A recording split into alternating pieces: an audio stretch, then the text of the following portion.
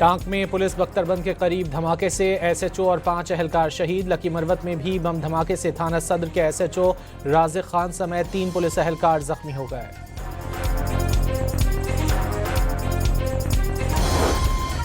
پشاور، بنوں اور خیبر میں دہشت گردی کے منصوبے ناکام۔ سی ٹی ڈی نے کامیاب کارروائیوں میں 2 انتہائی مطلوب کمانڈرز سمیت 8 خواریجیوں کو ہلاک کر دیا۔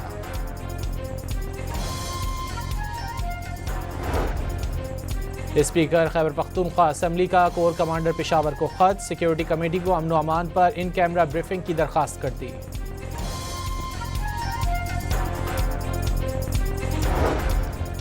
ایران میں مہنگائی کے خلاف پرتشدد مظاہرے جاری۔ سرکاری میڈیا نے ہنگاموں میں 100 سیکیورٹی اہلکاروں کے مارے جانے کی تصدیق کر دی۔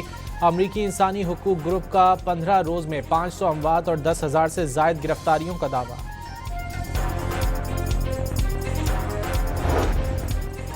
امریکی صدر نے ایران کے خلاف فوجی کارروائی سمیت دیگر سخت اقدامات زیر غور ہونے کی تصدیق کر دی۔ ایرانی حکام نے مذاکرات کے لیے رابطہ کیا ہے، ملاقات بھی شیڈول کی جا رہی ہے، لیکن اس سے پہلے ہی ایران کے خلاف کارروائی کرنا ہوگی۔ صدر ٹرمپ کا میڈیا سے خطاب۔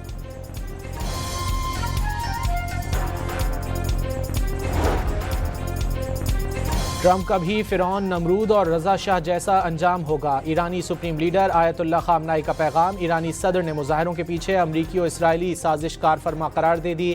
ایرانی وزیر خارجہ کا ملک بھر میں صورتحال مکمل کنٹرول میں ہونے کا دعویٰ۔ چیف جسٹس سپریم کورٹ کی زیر صدارت جوڈیشل کمیشن کا اجلاس۔ بلوچستان ہائی کورٹ کے جسٹس نجم الدین مینگل اور اسلام آباد ہائی کورٹ کے 3 ایڈیشنل ججز کو مستقل کرنے کی منظوری دے دی گئی۔ وفاقی وزیر اطلاعات عطا اللہ تارڑ کا پی ٹی آئی پر فروری میں پھر فتنہ اور فساد پھیلانے کی سازش کا الزام۔ واضح کر دیا کہ امن و امان میں خلل ڈالنے کی کوشش پر سختی سے نپٹیں گے۔ وزیر اعلیٰ خیبر پختونخوا کی پی ٹی آئی رہنماؤں کے ساتھ مزار قائد پر حاضری، پھول چڑھائے اور فاتحہ خوانی کی۔ ملکی معیشت بری حالت میں ہے، سہیل آفریدی کا سندھ ہائی کورٹ بار کی تقریب سے خطاب۔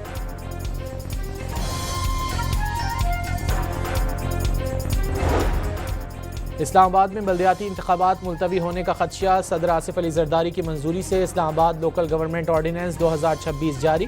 وفاقی دارالحکومت میں پنجاب طرز کا بلدیاتی قانون لایا جائے گا۔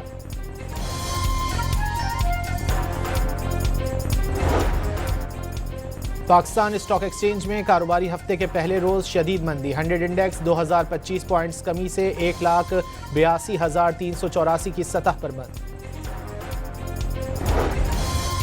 ملک بھر میں سونے اور چاندی کی قیمت بلند ترین سطح پر پہنچ گئی۔ 7,700 روپے کے اضافے سے فی تولہ سونا 4,80,962 روپے پر پہنچ گیا۔ آزاد کشمیر کے علاقے ڈڈیال میں لوڈر گاڑی بریک فیل ہونے سے کھائی میں جا گری۔ حادثے میں 4 افراد جاں بحق اور 5 زخمی ہو گئے۔ حافظ آباد میں قتل کا اشتہاری ملزم طویل روپوشی کے بعد 23 سال بعد دھر لیا گیا۔ اشتہاری علی محمد کو انٹرپول کے ذریعے مسقط سے گرفتار کیا گیا۔ کراچی میٹروپولیٹن کارپوریشن کا شہر کے تمام بس ٹرمینلز سے تجاوزات ختم کرنے کا فیصلہ۔ میئر کراچی مرتضی وہاب نے زمین واگزار کرنے کے لیے محکمہ انسداد تجاوزات کو حکم جاری کر دیا۔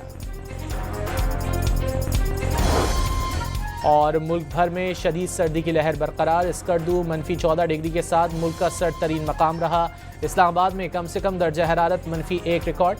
دادو کے پرفضا مقام گورکھ ہل پر پارہ -4 تک گر گیا۔ کراچی میں کم از کم درجہ حرارت 6 ڈگری ریکارڈ۔